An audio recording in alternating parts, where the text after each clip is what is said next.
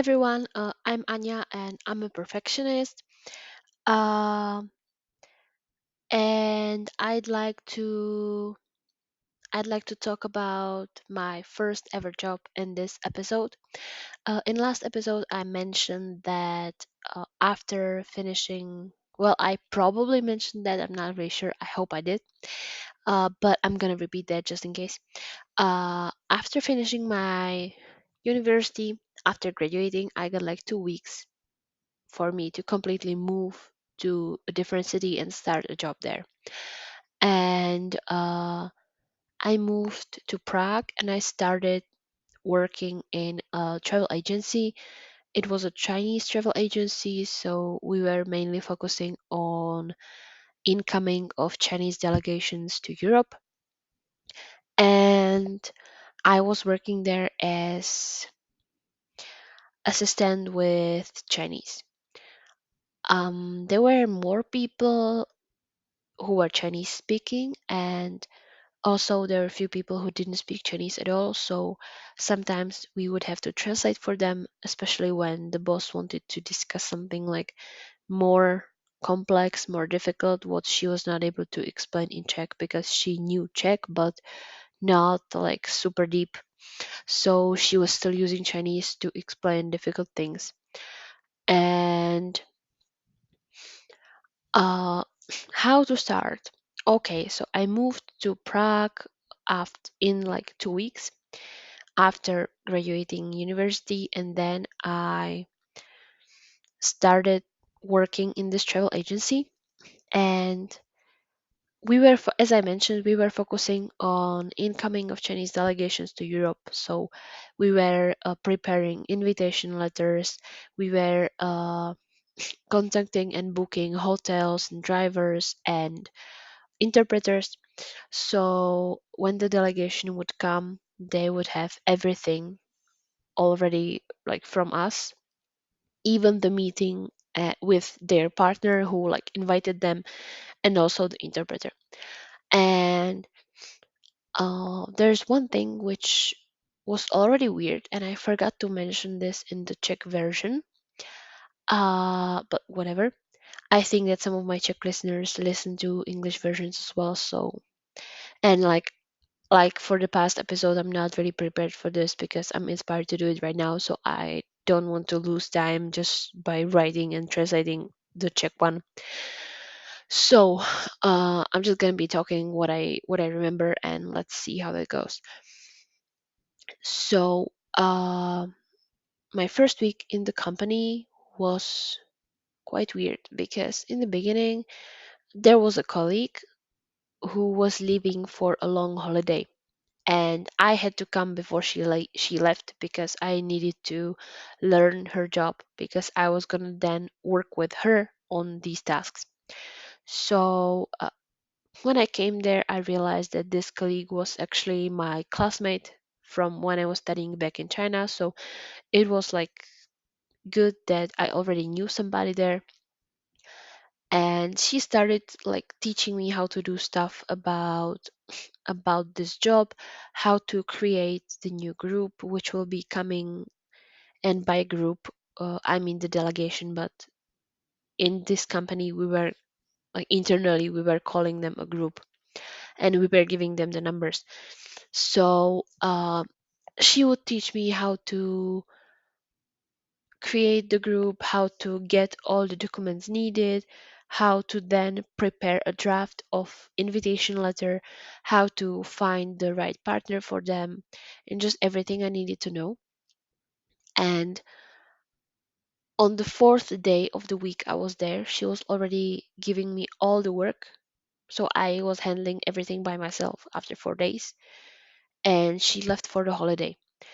And then another colleague came the next week.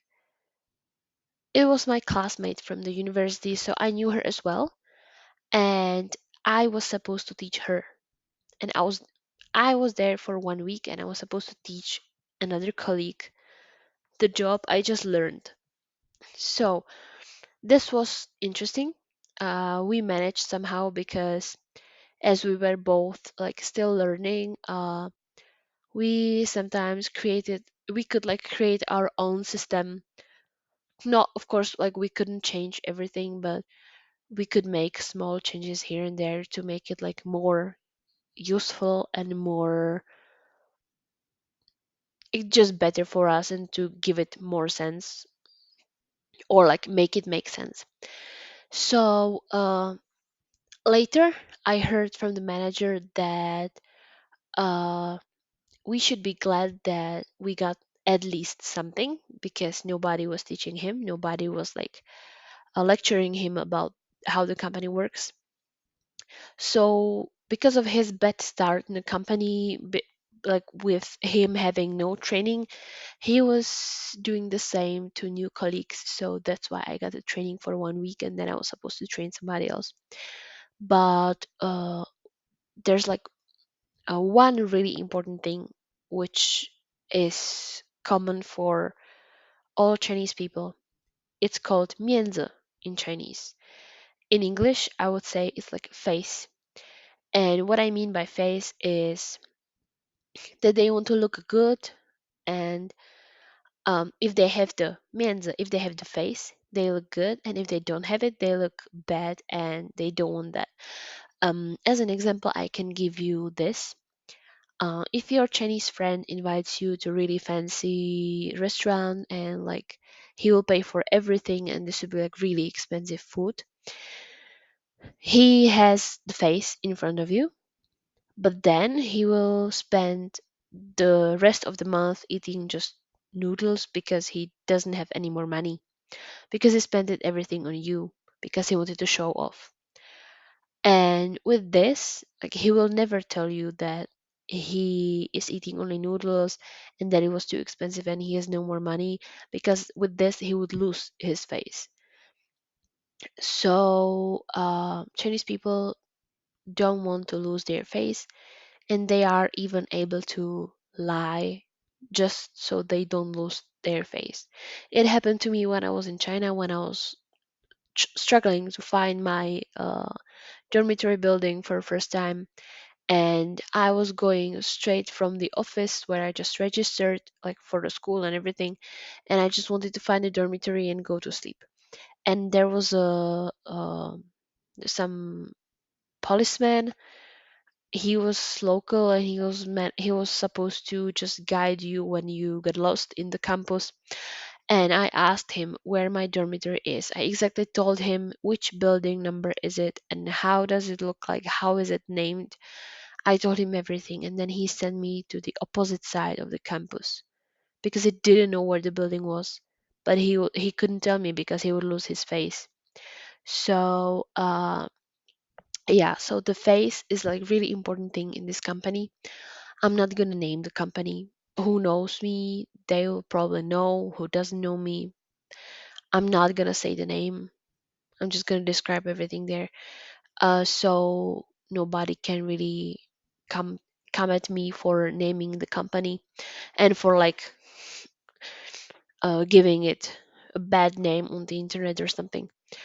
So I got a Chinese boss in this company, and she could speak Czech, but as I mentioned before, she would let us translate some difficult stuff she wanted to talk about with our Czech colleagues.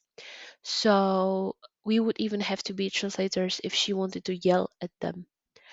So she would yell at them in Chinese, and then we had to tell them what she's yelling about. And this was super uncomfortable, but we still had to do it.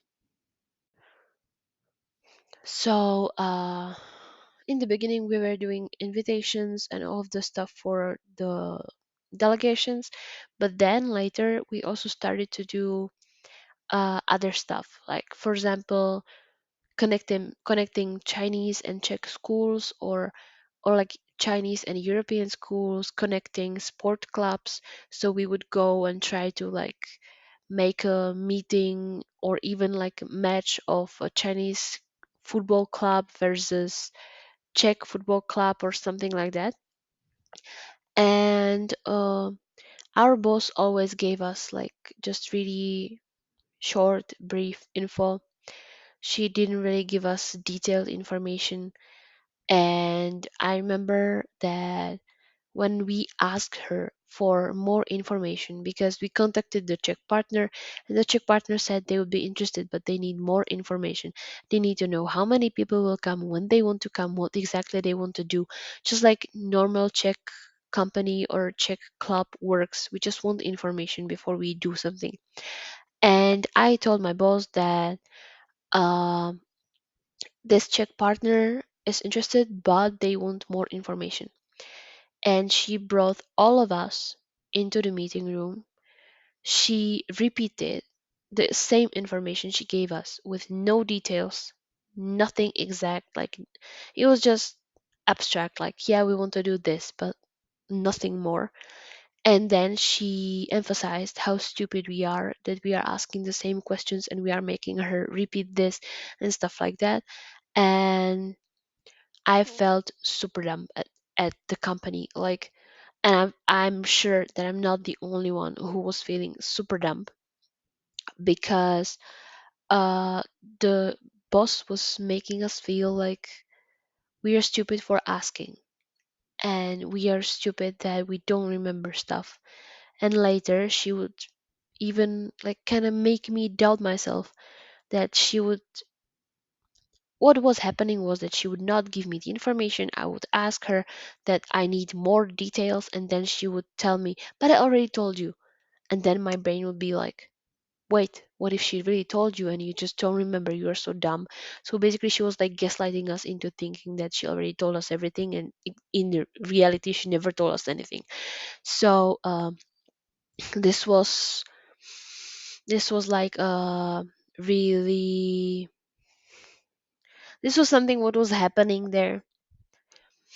And it was like a really important part, because then I started having panic attacks every morning. I was not able to get up, or even like if I got up, I was sitting on my bed. My brain was yelling, like, you have to do this, you have to do that, blah, blah, blah. And I was not able to. And I was just sitting there, shaking, crying, and I was unable to do anything. So I decided to search for help.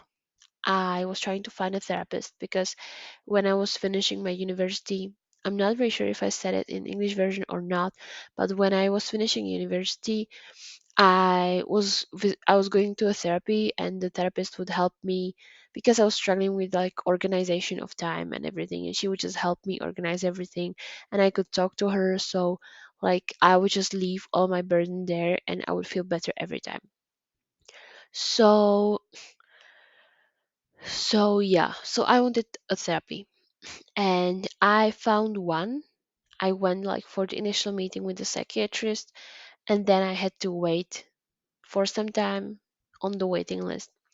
And then like when they reached out to me and I got my first session, it didn't really give me anything because it was not like the problems I was dealing with 6 months ago already went away, and there was nothing else to talk about like this. And then they also thought I was making fun of them, but that's another story. So later, when COVID came, we were forced in our company to just be there. We couldn't even take home office. And I remember once there was a client who came from Wuhan, which is the city where COVID originally came from. And this customer, this client, came from Wuhan, where there was already COVID, and there was like one, two cases in Czech Republic, and nobody was really taking it seriously. And this client came to our office, and we told before, like we told the boss that we didn't want Chinese people who just came from China to visit us, because we're afraid that like they would bring COVID. I know this might sound a little weird, but really at the time when we didn't know anything about the virus, and we just didn't know anything, and I was alone here in Prague without my family who's at the other side of Czech Republic, and I was just scared, and I was feeling bad, and my colleagues as well, because we really didn't know anything about this virus. So we asked our boss to not let the Chinese people who just came back from China, only those who just came back from China, like those who were living in Czech Republic for long term, we had no problem with them. But we just didn't want those who just came back from China to come here, like to the office, because we were afraid that they would just bring the virus and just make us sick. So I remember one time we left the office as soon as the customer came. I know, like looking back, it was probably not like looking really professional, but we told our manager multiple times that we don't want them coming, and he was still opening the door for them. He was letting them in. He totally didn't care because there were two offices. Manager was in one office, and then me and the girls who were selling the flight tickets and everyone else was in the second office. And the customers were coming to the second office, which was my office. So of course we didn't want them there. So we tried to wear a mask. We couldn't. Then we went to other room. We got scolded. When we raised a complaint about just fearing of our health, they gave us a disinfectant on the. They gave us disinfection on the tables, and that was all. They didn't really care, and they thought that we were spreading like a panic and misinformations and stuff. And I remember when COVID was already here, like in Czech Republic, and I wanted to go home. I wanted to see my parents. I asked for a home office, and they didn't want to give it to me for some time. But then they decided, okay, let's give you a holiday for a week. You can have a rest, and then when you come back, you can just work from home. And I was like, okay. And at that time, they were calling me even through the holiday, and like this was something which was normal in the office, like in the company. They were even bothering me on the weekend, asking me to bother another colleague to tell her that the boss asked her something on Skype, and then she like didn't reply. Or they would call me Friday 11 p.m. wanting me to work, and boss was angry when I told her, sorry, I have my weekend, because Chinese people are used to work 24/7. So this was really a mess. And then later during COVID, it was like in April, a manager contacted me saying that they found, like they heard that I wanted to change a job, and that our boss sadly has to get rid of somebody because of like having too many people and not having work for them or something like that. So they just wanted to fire me. And I said that I couldn't go because my dad lost his job 2 weeks before me. And then we made agreement that I will just leave once I find something. But the fact how they mentioned that they heard somewhere that I was planning to quit the job, they didn't hear it anywhere. Every time we left, they opened our computers and they were reading all the history and all the private chats we got with our colleagues or somebody else. So they were basically stalking us. They were how to say that? They're just going against GDPR, and it was illegal and everything. But later I found out that this was happening, and our accountant was trying to get all of us out so we don't suffer there, because I guess she was the only normal person there, like from the people who got some power there. So yeah, this was happening there. And later, when I it was in the end of May that 2020 that I left this company, and on 1st of June 2020 I started in new company. This is actually my current company, and in this new company, I've been there for 3.5 years, and there were many times when I was feeling like too guided by perfectionism, even though I was not realizing it in the past. But now I realize or I was like super close to burnout or some other stuff. So I would talk about this in next episode because this one will be too long, and we can focus on the other company in next episode. So I hope that you like this episode. I hope it was not too boring, and I hope it makes sense. I'll try to upload more regularly, and I can't promise you like every week, but I'll try my best. So thank you for listening. If you like this episode, please subscribe to this podcast, give me a like, and you can also share it with your friends. I'll be more than happy if you do. Thank you. And let's see you some other time. Bye bye.